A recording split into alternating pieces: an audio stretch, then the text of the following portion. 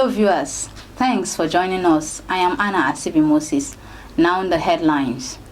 Former Governor BAGO attends Symposium on Insecurity and Conflict Resolution in Washington, D.C. Federal government ready to partner state government on increased participation in the electricity market. Former Aviation Minister arrested by the Economic and Financial Crimes Commission. This and more will be coming your way shortly. Please stay tuned for details.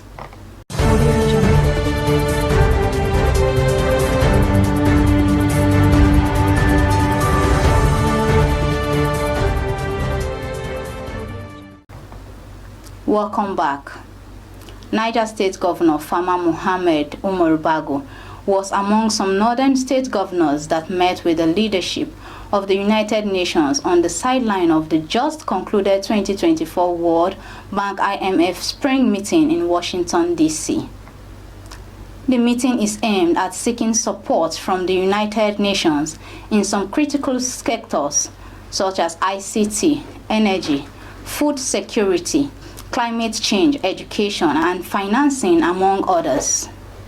The Deputy Secretary General of the United Nations, Amina Muhammad, led the delegation of the United Nations, while Katsina State Governor Diko Umar Rada led the northern governors.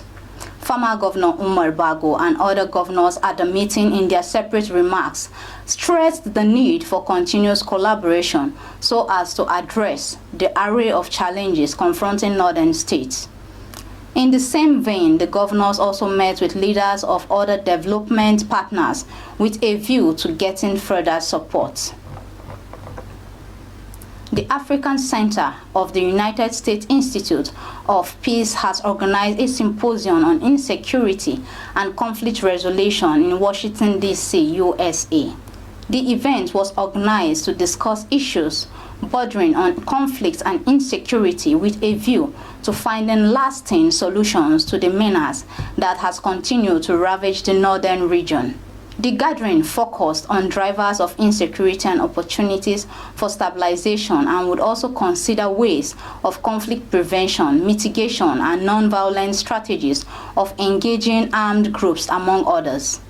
Former Governor Mohammed Umar BAGO was among the various speakers that highlighted reasons for instability in northern Nigeria and current approaches to insecurity, with a view to addressing them using some countries as case study.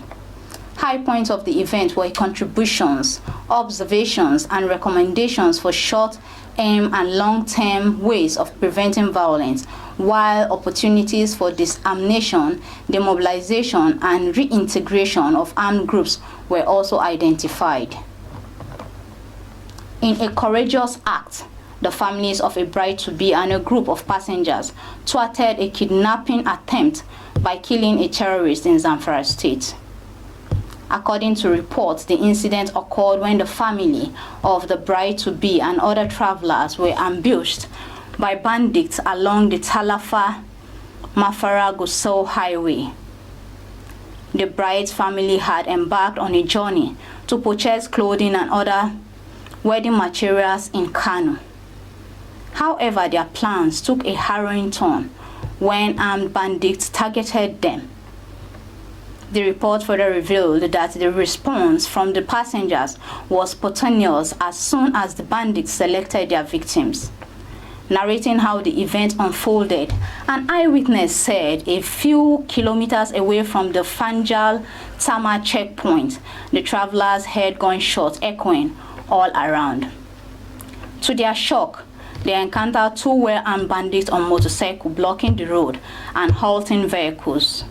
The bandits immediately ordered the young woman, the bride-to-be, her father, mother, and two other relatives to exit their car.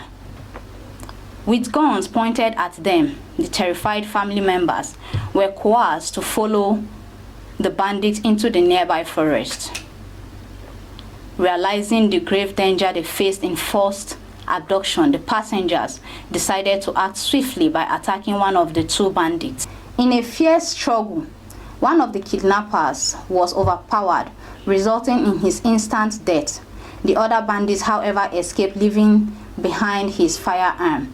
The courageous group retrieved the 2 guns and emerged from the forest. They promptly handed the weapons over to the military at a nearby checkpoint. The Economic and Financial Crimes Commission, EFCC, has arrested former Aviation Minister Hadi Sirika.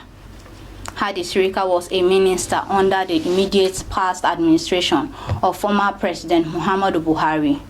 He is being accused for his role in the ongoing 8 billion money laundering probe of the Nigeria Air. The former minister reportedly arrived the Federal Capital Territory Command of the EFCC at about 1 p.m. yesterday. Federal government has expressed commitment to partner with state government in facilitating the shift towards their increased participation in the electricity market as envisioned by the Electricity Act 2023. This is to tackle the issues associated with power supply in the country. Vice President Kashim Shettima stated this at the Power Sector Stakeholders Interactive Dialogue Workshop organized by the House of Representatives Committee on Power held in Abuja. Shettima said the forum required open channel of communication to adequately plan the transition and respond to issues and willingness to leverage all accumulated knowledge over the last decade of operating the current market structure and to learn from their mistakes and successes and leverage on them. And that about the size of our package on Lina TV News today. Do well to follow us on all our social media platforms at Lina TV 247, or you can visit our website at www.linatv.com.ng. For news coverage, you can contact the number scrolling on your screen.